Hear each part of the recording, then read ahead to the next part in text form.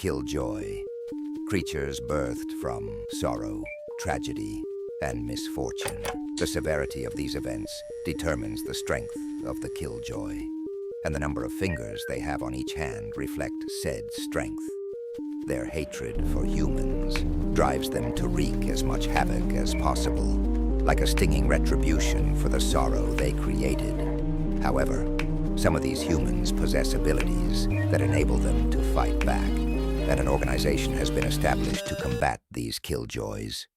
This organization is called the Anti-Depressors. I'm just so tired of life. I know you can't be a bitch. Can't wait till I'm rich. I'll still be bored of this shit, but I'll keep my screws on the edge. I'm finding myself. I got you done on the shelf. I'm lucky to take safety check.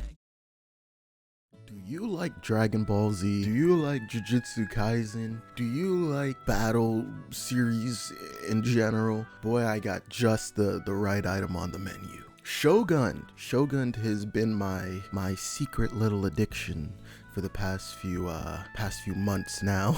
And I think it's time I share it with all of you. Shogun is funny. Shogun is cool. Shogun has great art. Shogun is awesome. The music's cool. It's just so cool. So I want to talk about it. I'm going to talk about it. Shogun. It's a webtoon, not a manga. Not a manga, but listen.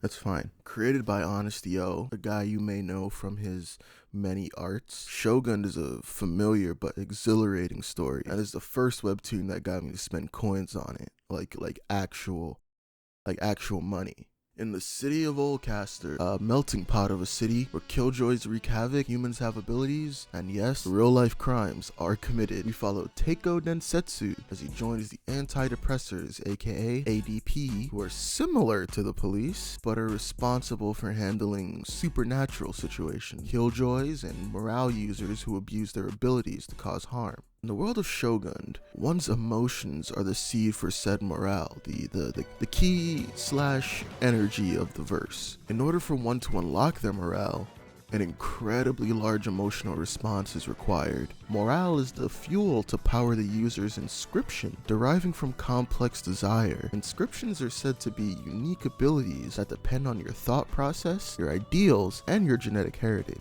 So basically, morale is the energy that powers your inscription, which is your unique ability. Think, cursed energy powering a cursed technique, or any sort of battle series where there's chi or ki, whatever, you get it. I feel like I don't have to tell you this. I feel like you know this already. There's also basic skills, such as creating barriers, which I believe is the only basic skill we've been introduced to so far. How could I forget? I don't even know if this counts as a skill. Motivation. After receiving its new command, the Killjoy is putting everything it has into fulfilling it, assuring the adversary's death.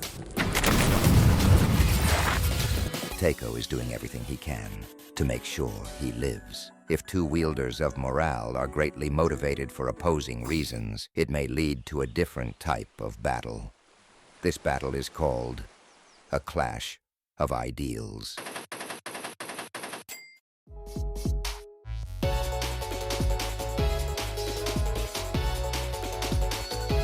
Wealth, fame, power. Teiko Densetsu is motivated by these things, and in a world where one's morale, emotions, and desires are the energy that fuels various powers, this makes him truly built for this world, which makes him, by proxy, the perfect main character. He's really quite relatable in a few aspects. As he's living on his own and is working at Mondel's, Teiko is in a rush to be recognized, to be appreciated, to get paid, and to prevent the loss of life. There's a respectable pride to his character in that he wants to accomplish greatness with his own strength. Handouts, big no-go. You see, now this causes him to act quite recklessly, frequently engaging with danger when he's unequipped to handle it. I think if there's anything about him that really stands out, it's that he's not necessarily dumb. He seems very self-aware of how his actions affect the people that care for him. He understands his rambunctious and impulsive decisions would cause constant stress on pretty much anyone. Like that time he tried to fight a Killjoy with no morale and had to be saved by Hotaru Shiji like 3 times. I don't think it's a stretch so far to say Hotaru Shiji is Teiko's rival. He's far more subdued than Teiko, but it seems like these two have a lot of similarities waiting to be shown to us. Hotaru seems to carry out his work as an ADP by the books, you know? Like, he does what he's supposed to properly and cleanly-ish. And he also has what seems to be an incredible potential to grow stronger. He's also kind of hot-headed, which is nice to see, because when you see this guy, you kind of expect him to maybe be a bit, you know, brooding, maybe a bit emotionless, but he seems like quite the opposite. Speaking of emotionless, Eren. Okay, it's not completely fair. Eren isn't emotionless, they just kind of don't really express it physically. Eren is definitely the most mysterious of our main three. They seem to have a strong understanding of morale, which is fascinating, because Eren seems to be the farthest away from the idea of large emotional response, though they have stated it won't require as much emotion as you become familiar with morale. So it seems they either simply don't outwardly express their emotions, or have become so familiar with their morale that they don't require as much emotion to draw out their strength. I'm guessing it's probably both. It's probably both. That's my guess, is that it's probably both.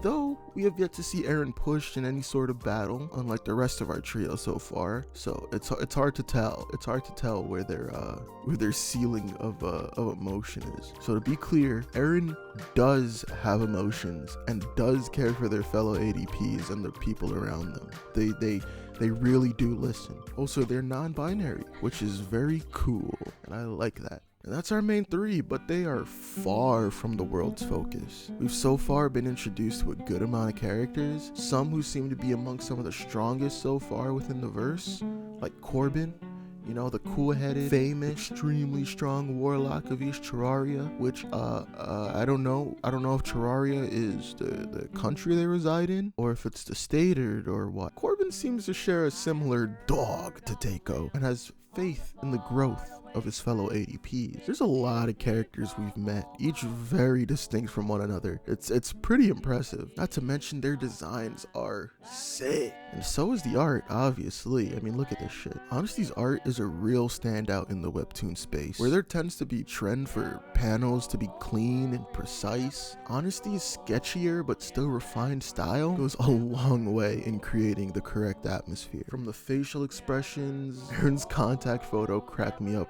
hard. That shit is fucking funny. These little motion lines that guide your eyes through the action scenes, which is not anything new for webtoons, but I feel like it's done extremely well here, and it really creates a really good sense of motion from one spot to another. It's pretty sweet. Or even the backgrounds, which do a tremendous amount in creating the actual space the characters are inhabiting and interacting with. There's a particular fight that I was reading on the bus that had me so locked in I forgot how to breathe. But that could have just been the sick nasty music that played during. There's only one track in the webtoon itself so far, but if you go to Honesty's YouTube channel, you can find a ton of his songs, which I assume will be showing up in the series at some point, though he's constantly improving.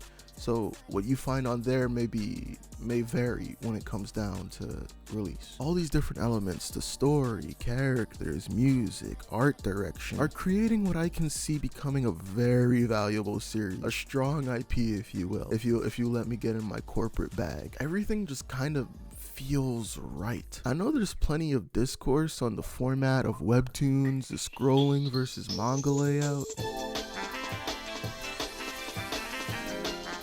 But if that doesn't butter your bean, Honesty's got another project in the works, Skyscraper, coming to Manga Plus, which I will be there for. I will be there. Full suit and tie. I will be there. As of now, Shogun is on its mid-season finale, so it's on hiatus right now, but it will return. I'm sure Honesty is working hard. There was a pretty sweet remaster during the downtime. Honestly, it's the best time to check it out. This is good stuff.